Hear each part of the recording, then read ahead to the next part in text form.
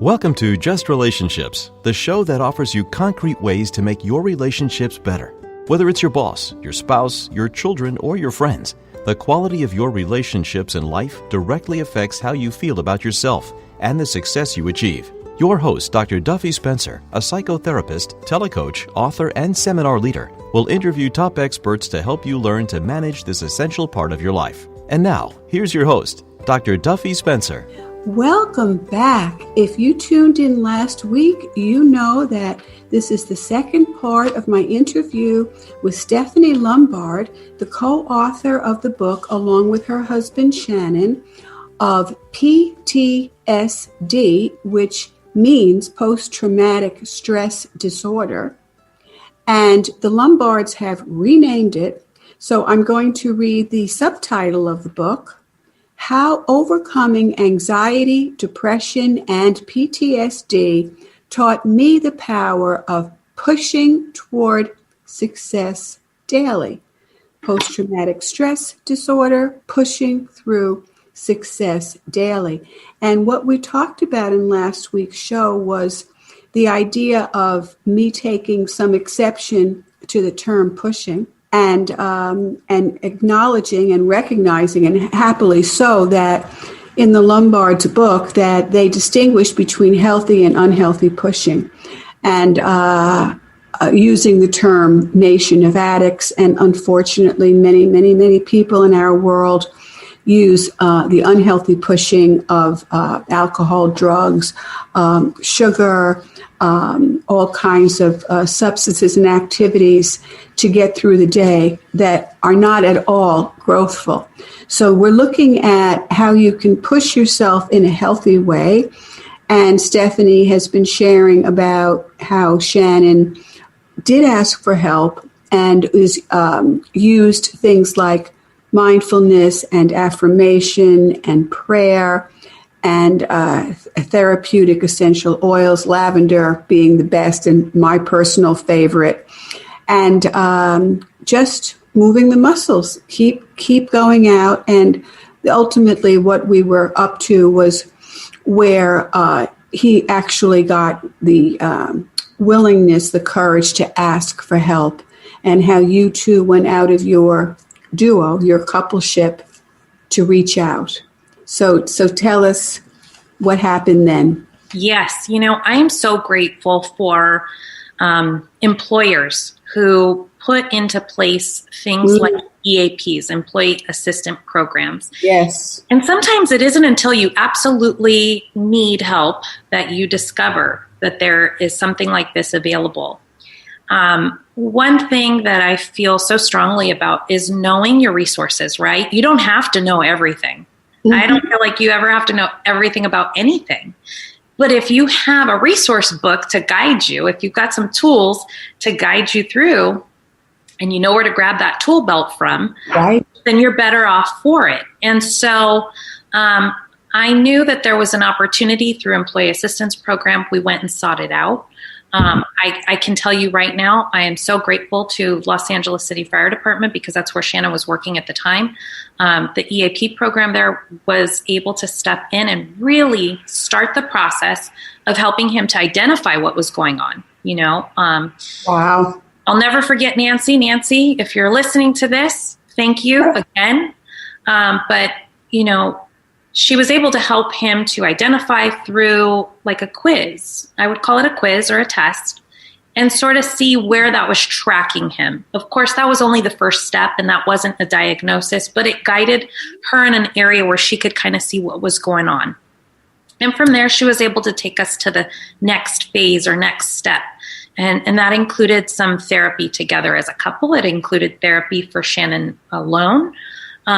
It also took us to an additional step where he was able to see a psychiatrist, where he was officially diagnosed. And so that allowed us to start this journey and this path towards seeking the appropriate assistance to open our eyes to what was happening, and how to start those tools in that process. And, for Shannon, it was important for him to be on this sober and non-pharmaceutical path that was his choice, right? And we all have choices to make in life. And so initially, he was not advised to seek medication to assist him along his path. And so that's where some of these non-pharmacologic processes really came into play and have slowly rolled out and have been really beneficial to him. But I want to say I am not a doctor, and there are going to be people listening to this that may need pharmaceutical assistance. So I don't want to deter anybody from seeking the appropriate help. And if that's part of your plan and your path, then absolutely, you go down the path that you're directed to go down appropriately. But for Shannon, it was not pharmaceutical. It was really about communicating. So he was communicating privately with a therapist. He was communicating with me at home. And we would just have these very open conversations, and I would just listen. I think that was really important, was being able to just be there and listen and hear him out and not pry too much either, because there were some triggering things that he would go through in his mind. He would have nightmares and sometimes still does. So my job's been to gently wake him up or just support him, let him know I'm right there near him and he's safe. But these are some of the things, the tools that we've been able to utilize to work through the process initially. And then some things we continue to utilize now, because I'll tell you, this isn't a cure-all, right? There's still triggers. There's still things that come up. And so as they come up, we're able to recognize them much sooner now. I'm so grateful for that, right? Through this experience, I see it. I see it happening. I see the panic level rising. And then it's like, okay, what can we do to start de-escalating much more quickly? How can we turn this ship, right? So that we get it off of this particular course right now. Turn the ship.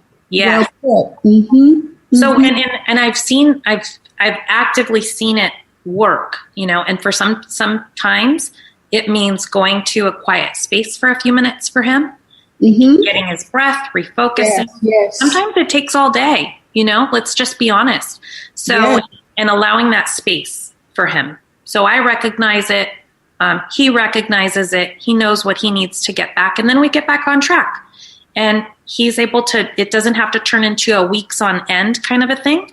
It's, now a minutes versus hours versus the day. And then we can change course. So again, Stephanie, you said so many important things that I just want to underscore, because believe it or not, even the concept of resources, outside resources, is hard for many, many people. And so as a social psychologist, again, I just want to give the broader picture. Number one was we live in a feeling phobic society where feelings are suspected and disallowed. So we don't have practice expressing them and putting words on them, which is called emotional literacy. The other MAGA level here is that we are individualistic as a country to the extreme. Okay, I am an individualist. I believe that I want to be able, and I have the right to dance to my own tune, to sing my own song, all of those wonderful things. The idea of extreme individualism, the idea that, okay, only I can do it, and I have to do it alone, or that makes me needy, meaning I have needs which I'm not allowed to have because I am supposed to be self-sufficient. Someone told me many times, verbally and non-verbally, I should be, hear the should, self-sufficient. It is such a huge and destructive myth in our world. I mean, look at the combination. Have feelings, they're wrong, can't express them, cannot ask for help. What a lesson for disaster. So outside resources, yes, and EAPs, employee assistance programs, wonderful. Many companies have them, and I think they may even have to have them these days. I'm not sure of the legalities of it, but and many people don't even want their employers to know. I have patients who are eligible for health insurance and they don't use it. They pay out of pocket because they don't even want their employers to know they go to therapy. It's really very, very sad, and we're looking so hard at really destigmatizing mental illness, and it's a long, long battle. We are starting it, though. We are in the journey, which is very important. And I think, again, I mentioned it last week, Dr. Amen, distinguishing that poor mental health is really poor brain health, and what we can do to literally heal our brains. So, and I like that you talked about the couple therapy. So important. It's a family concern for sure. And the fact that Shannon used the non-pharmaceutical approach. He didn't take any what we call psychotropic drugs, meaning anti-anxiety, anti-depression.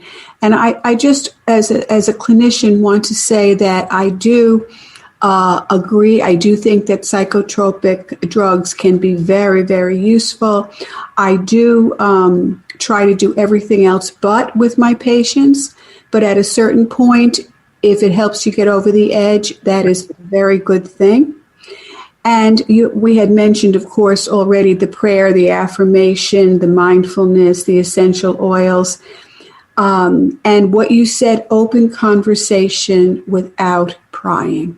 Oh, my word. And a listening ear, a caring ear, and to allow for Shannon to speak his triggers, right? This really triggered me. And, for people who haven't had a traumatic background, we can say, okay, on a scale of 1 to 10, this was a 6, a 3, a 7. For people who have had trauma and unresolved trauma, on a scale of 1 to 10, honey, it's 100. Yes. It's 100. It's 100. That's so true. Yeah. And the moralistic aspect of it. What's wrong with you? Right. That's a huge reaction to such a small thing. Tell me, what are you thinking? Yeah, it brought up something I just remembered was, Shannon had a panic attack. I was at work. I work in the operating room. I'm a surgical nurse. And so I get this text that he's gone to the hospital. And it's like, okay, is everything okay? Did you injure yourself? Were you doing something and you hurt yourself? I don't know what's wrong with me. I feel like I'm having a heart attack or something. My heart's racing, pounding. I don't feel right. And everything clinically comes back totally normal. Well, we do a little investigating and it's a panic attack. And so it was the first time he really experienced that debilitating feeling, like he couldn't get out. He had called 911 and he then canceled and didn't go, with 911 and drove himself. And I said, honey, please never do that again, number one. But he felt almost embarrassed, well, these guys can't come pick me up. They need to go help somebody else. And it's to recognize some of those feelings, if that's happening in your life, do seek help, please. Yes. Don't go through it alone because it may or may not be a panic attack. But if it is, you still need that assistance. You still need somebody there with you to go through that. The other thought too is, and what I love, and Shannon and I really, really want to help destigmatize mental illness or talking about mental illness and calling it mental health, because when you talk about physical health, you can be in poor health, good health, great health, right? And with mental health, you could be in poor health, good health, great health, right? And it's like exercising. Your brain is not a muscle, but it's like exercising your muscle in your brain by communicating, by moving your body, by doing healthy things, fueling yourself with healthy things, just like getting up to go to the gym. So for some people, having a coach, a psychologist, a psychiatrist, that's like having that personal physical health coach. Nobody bats an eye when you say, I have a coach. I know. Nobody bats an eye when you say, I have a trainer. Why would you not give one of the most important organs of your body a trainer? I look at some of the top athletes in the world. You talk about basketball. You've got Michael Jordan, Kobe Bryant, LeBron James. they all have personal trainers. Now they're looked at as the best in the world, right? And if they're the best, why would they need a trainer? Well, that's exactly why they need a trainer. They want to stay on top. They want to keep going. That's it. And so, for Shannon and I, we have changed, that pushing towards success daily, changing that story. Part of that change is, okay, so this is just another normal, healthy thing. This is nothing to be scared about. This is something to go learn more about. This is something to take a different approach and say, okay, we've been eating like crap lately. And guess what? We kind of feel like crap in our head, for lack of a better term. I'm sorry to put it that way. But if you're eating junk, you feel like junk, right? Overall, in your mind, you kind of beat yourself up. Like, oh, I'm not going to lose this 10 pounds this week or whatever you put in your mind. The same goes for our mind and our mental well-being. And so we do have to filter what you're watching, filter what you're listening to, filter who you're hanging out with. There's times where there's certain people that are like energy life suckers. And it's like, if I spend too much time with them, at the end of that, I feel like, oh man, I'm, going right back down. So if you're able to recognize some of those people that are in your life, or if you don't have them, it's time to start seeking out those people in your life who help you to elevate your energy level, who help you to elevate your mood, who help you to see life in a more positive way. Maybe you're not there yet, but when you're around them, they change something in you. And so that's where having that quote unquote coach or quote unquote trainer, psychologist, counselor, marriage and family therapist, whomever that might be, for you or your family member, encourage that, because it's a beautiful thing. It's a beautiful thing to feel good. It's a beautiful thing to feel good.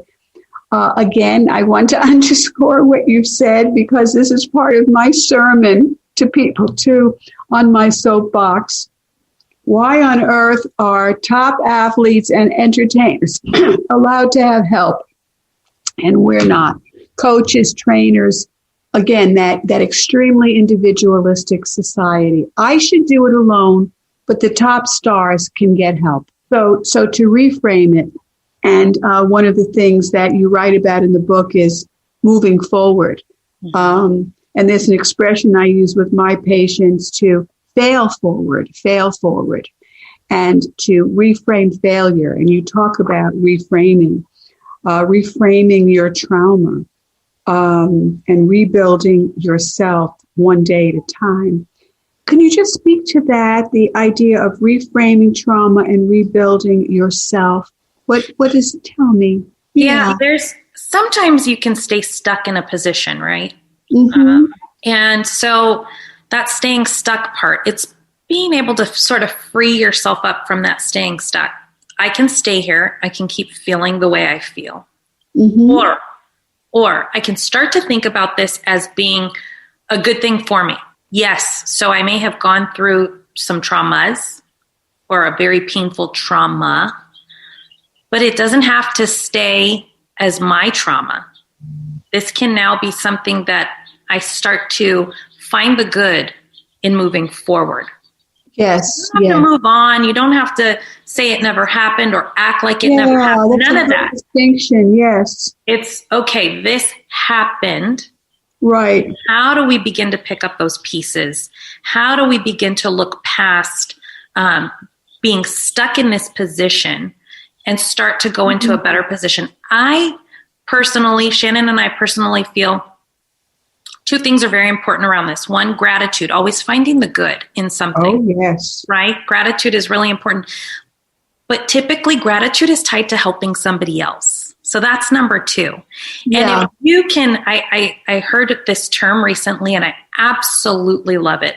Hope. Help one person every day.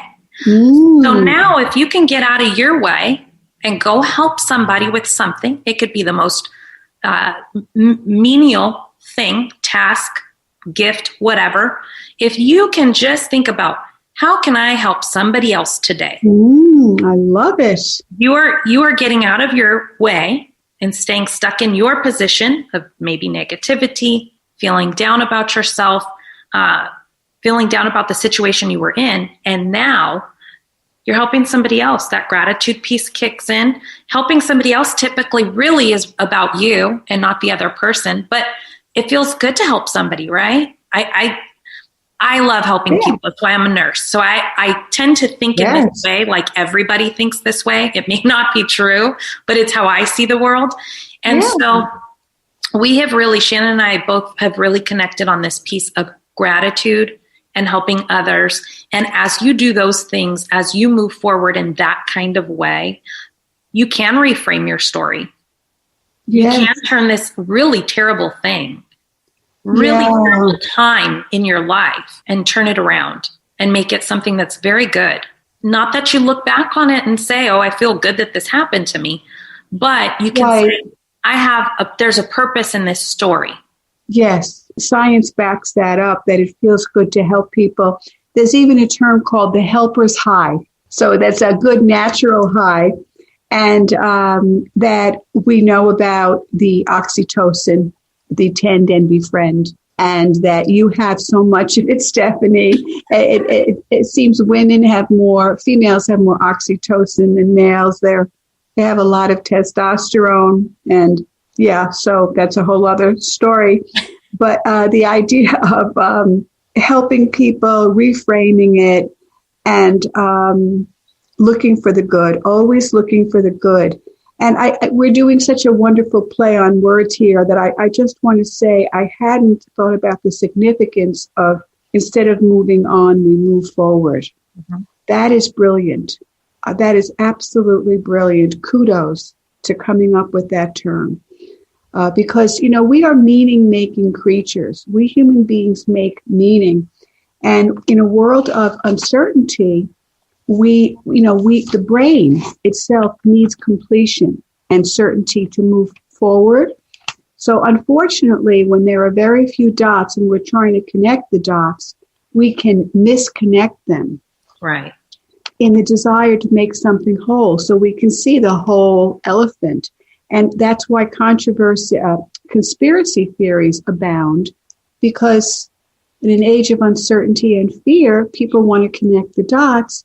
So it's okay that they make up stories to give themselves some sense of understanding and meaning to something.